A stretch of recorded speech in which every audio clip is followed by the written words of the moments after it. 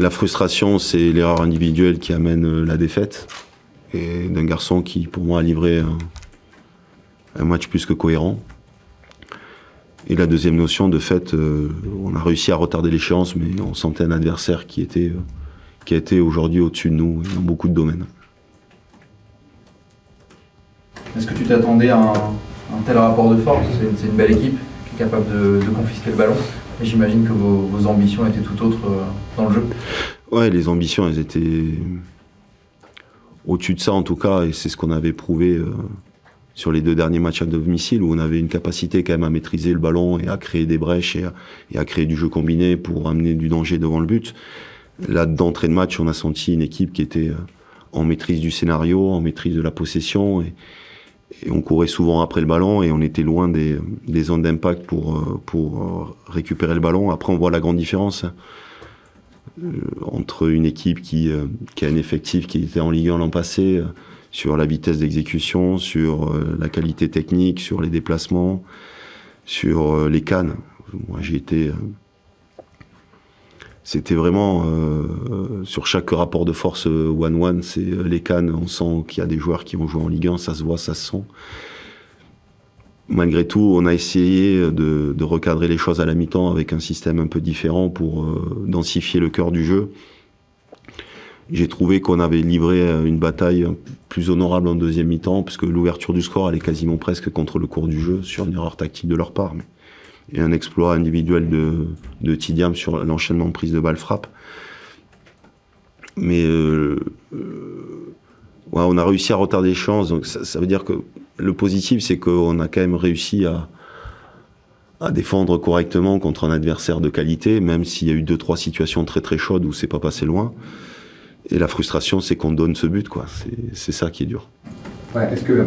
Alors, on va parler beaucoup du jeu, mais forcément, dans ces matchs-là, ton prédécesseur, coach Pampaloni, disait ce match-là, si on ne peut pas le gagner, il ne faut pas le perdre. Moi, j'ai presque envie de renverser ce match-là, si vous fallait peut-être sauver ce petit point, qui même s'il n'aurait peut-être pas été forcément mérité sur l'ensemble des 90 minutes. Mais c'est un petit peu le sentiment qui prédomine, mais on était plus dans ce scénario-là.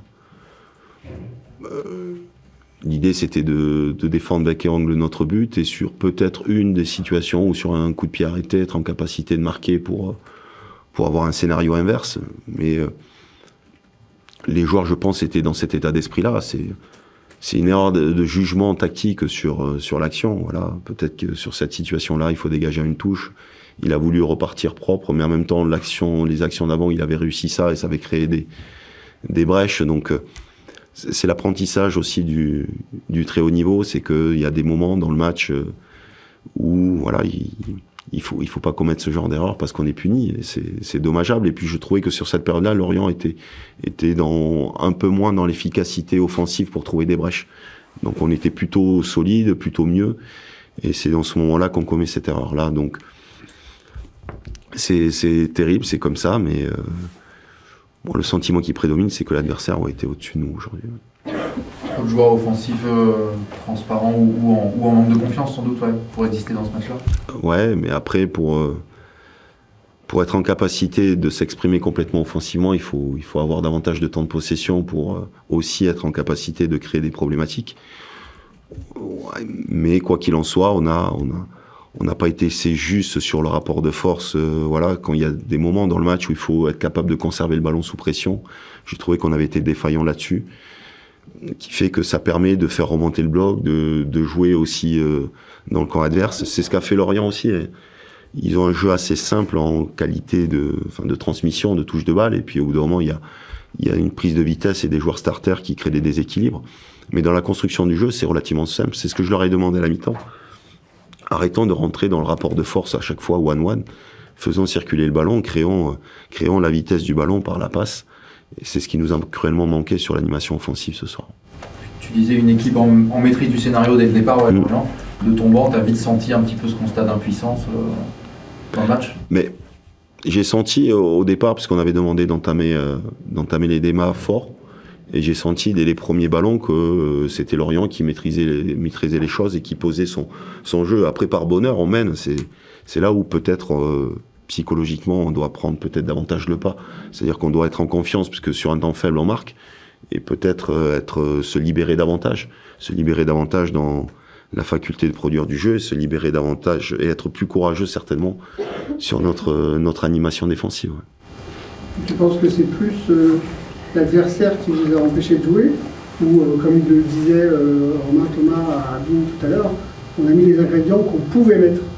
C'est-à-dire qu'à un moment donné, est-ce qu'il n'y a pas une limite justement? C'est l'adversaire qui vous montre qu'il y a encore beaucoup oui, de choses à... mais certes, c'est un aveu d'impuissance, mais quand on tombe sur plus fort, on est capable, pour autant, voilà, on aurait pu mener 1-0 et puis être beaucoup plus rigoureux défensivement, parce qu'on sait que l'adversaire, de toute façon, il va être meilleur dans la possession du ballon.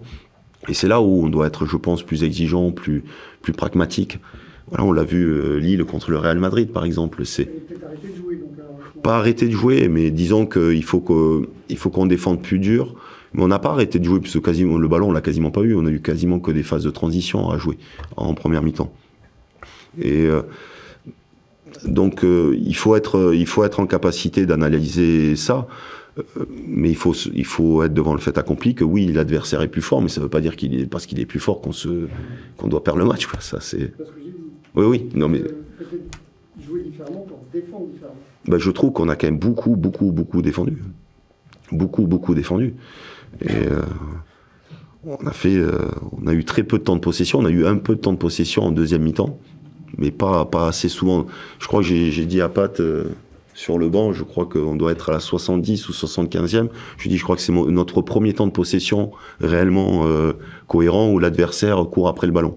Donc ça veut dire que sur ce moment-là de match, l'adversaire commence à peut-être devenir impuissant. Peut-être. Je dis bien peut-être.